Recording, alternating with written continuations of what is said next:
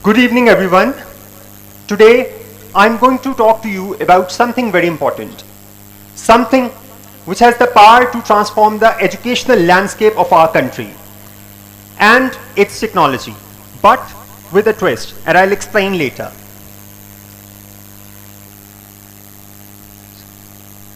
Before I begin, I would like to share a snapshot of a typical rural village in Pakistan with you. What do you see here? You see that the number of students are forced to sit on the floor, unfortunately, because the school does not have the resources. There is lack of facilities. There is debilitated infrastructure. There are not many equipments out there. But there is a hard-working lady who is trying her level best to teach the students with the best of her abilities. However, there is a deeper problem. And the problem is that this teacher is not trained in the skills or the subject that she is teaching, which she is supposed to teach. This is the story of public sector education in Pakistan. Teachers are at the heart of successful education system all across the world, not in the public sector education in Pakistan. And that explains a lot about the failure of education. And I'll debrief you about it later on. Let's have a look at the statistical picture of our country at the moment. There are teachers who are not professionally trained in the subjects that they are going to teach, and this is like one of the problems. But a larger fundamental problem is that there are 0.3 million teachers only in Punjab province, which is the largest province in Pakistan, missing at the moment. And that explains the whole issue quite briefly, I guess. There is a very high dropout rate. There are 22.8 million students which are out of school at the moment in the 21st century as we speak. Pakistan is on 147th number amongst 167 countries which are ranked by UNICEF in terms of literacy rate. And then there are huge issues in terms of content delivery, the quality of education, and access. So I would just boil down the whole problem into two main categories. One is the problem of reaching out to the students and getting them enrolled, and the other one is to improve the learning outcomes or the quality of teaching. And if we could, so there is sort of two main issues that we have to cater to together. What could be a solution? There are a number of things that one can come to terms with, and we have tried, my apologies, we have tried different solutions. If you go and ask any average person on the street, they will say there is one solution, and we all are using it right at the moment. That is technology. Just have technology in schools, give tablets to the students, and they will just start using it. They will learn on their own. This is quite fascinating. I am a huge promoter of education and use of technology in education. I am a tech evangelist, as has been explained in my introduction as well. But this problem is very generic. Technology itself is a very sweeping argument. What is technology for? What is the purpose of technology? Who is going to be the beneficiary of that technology? Will the technology be used in the schools, or will it be used for the students at home? Will it be given to the teachers, or should the students be the recipient of technology? So these are open-ended questions which nobody knows the answer to. Everyone has become a huge advocate of technology. So have I. But we wanted to test those hypotheses which are quite easily thrown away in the name of use of advancement. But there is a big problem, because when we tested them, the results we found out were quite astounding, and I'll just share the results with you. So in the developing world, there is a huge problem of use of technology in the rural parts of the country. For example, in Pakistan, availability of electricity, access to the internet, issues of security, cultural sensitivity of teaching certain subjects. So these are a whole host of issues that needs to be catered when we will be discussing the use of technology in the rural parts, for example, remote areas, or in some of the remote provinces of the country. How do we deal with those problems? Why does the government does not take care of this? Because, for example, one is the issue of capacity of the government. Second, do they have the resources? There are a lot of the financial and human resource requirements that are supposed to be met. who is going to pay for all those tablets which will be given to the students? Do you think that the country where 40% of the people are living below the poverty line, the government will be able to pay for this? Well, it could, because it already is spending a lot in the education system, but there is no body of literature that could validate all those claims, and we wanted to test it out. Testing it is very difficult. Nobody else in the world has done it in the developing world context. Yes, it has been done in Finland, in Chile, in Switzerland, other countries. US has been doing it for a long time. But in the developing world country, the global south has been lagging behind. Not in India, not in Kenya, not anywhere else. So we wanted to design a solution which could give us evidence and a sort of a proof of what will work and how it should be designed so that it could be taken up to scale. Because the government wanted to pilot a study where they could come up with a result and then they could take it to scale so that a lot of schools could benefit from that results that will be given. What we did was that we decided to select two sets of schools. One set of school was, in one set of schools, teachers were given the tablets and the entire class will benefit from it. So this was the mechanism that was used in the teacher-led tablets. The classrooms were equipped with LED TV screens. Teacher was given a tablet with the content for the entire year for the subject of science and mathematics. There was a short instructional video that was played by the teacher in at the beginning of every class session for 10 to 15 minutes. Those sessions were followed up by animations and simulations, which were gamified content. Then there were formative assessment questions, which were asked by the teachers. Questions were designed by the assessment experts, and the results were recorded by the teachers. And finally, there were classroom activities which were designed on the pedagogical skills so that they could just involve the teachers. So you could see there was a holistic, integrated, comprehensive approach to have sort of a package solution which could cater to different aspects of education.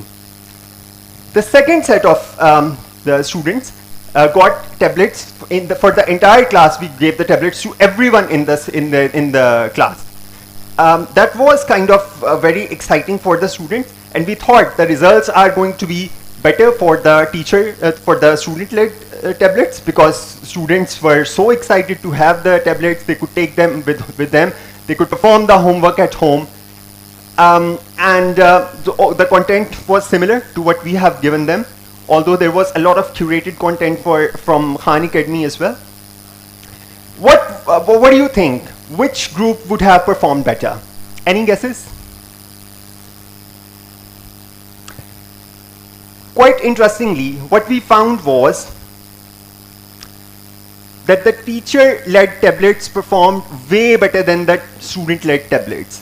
And this was counterintuitive to us, because we thought that the incentive that we are giving to the students is always going to be better.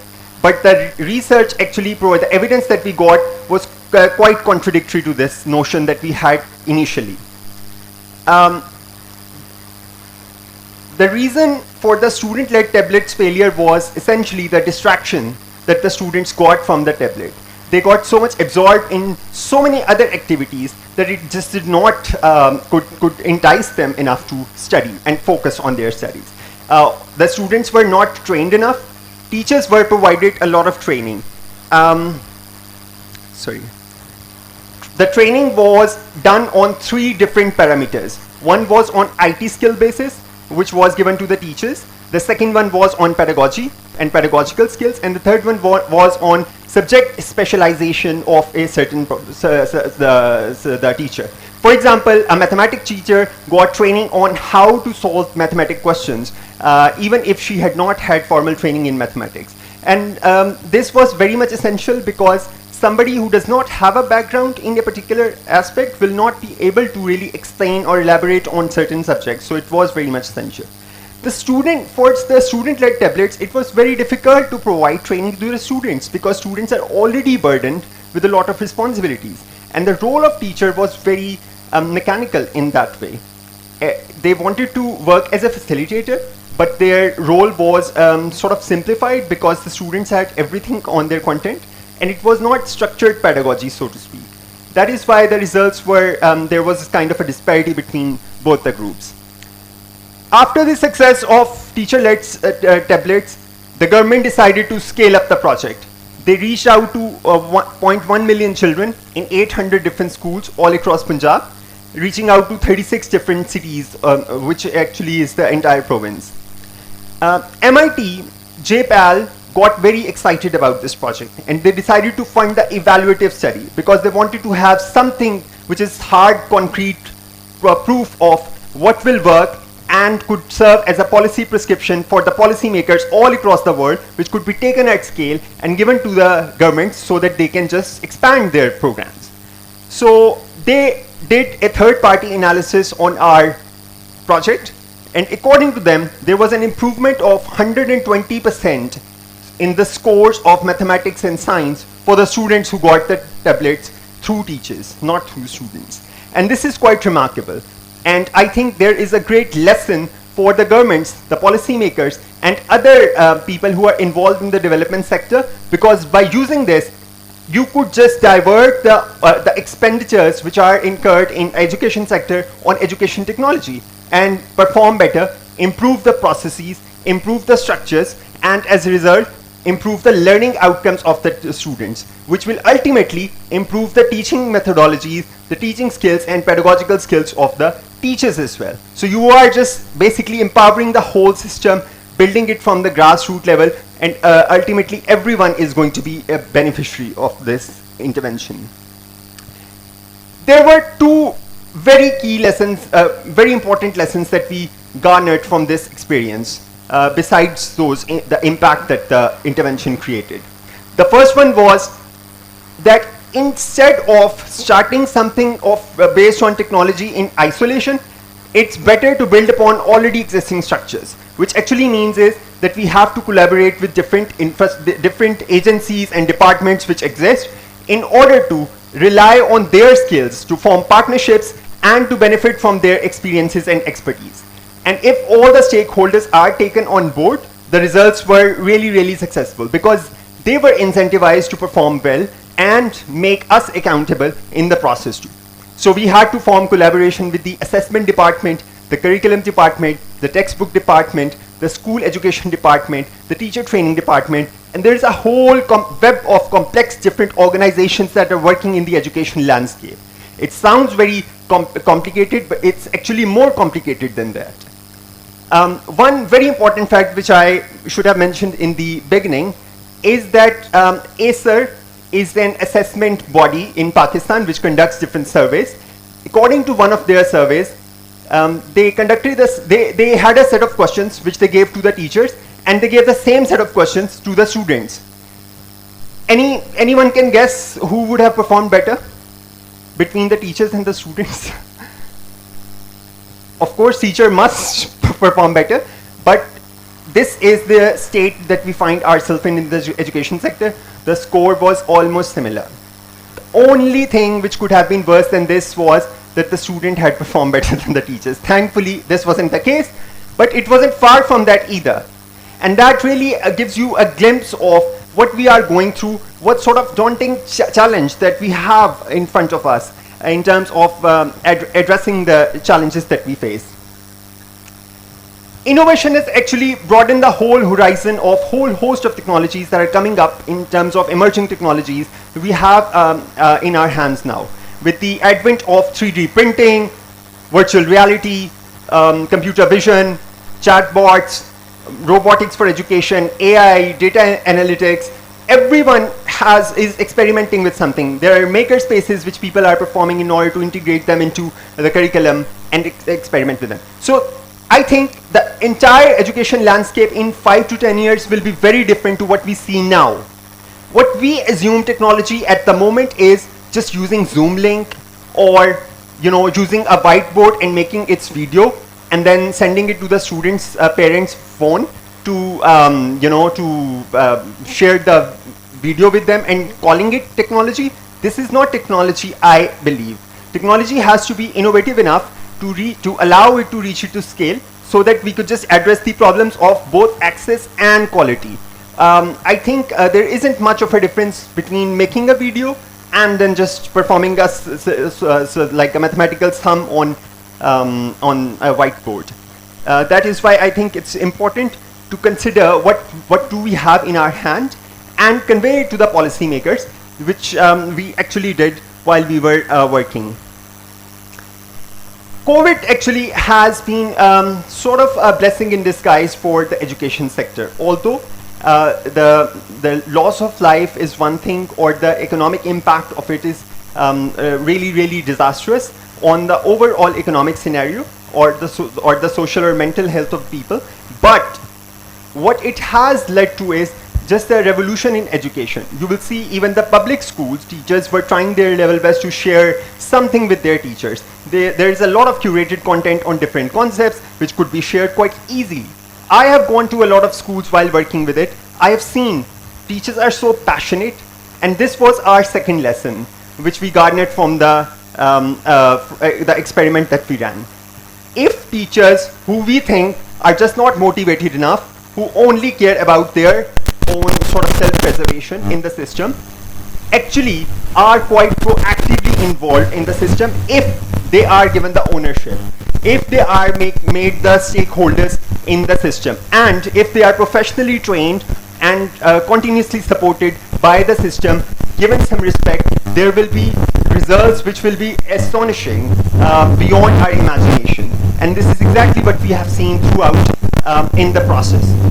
Government teachers were teaching students using their own mobile phones if somehow the tablet wasn't working, because we were trying to track the performance of every teacher while they were using the tablet, so that we can run some data analytics on them and later on share the feedback with the teachers on the performance of the students or the time the teacher has spent on lesson plans that we had developed for them later on, so on and so forth.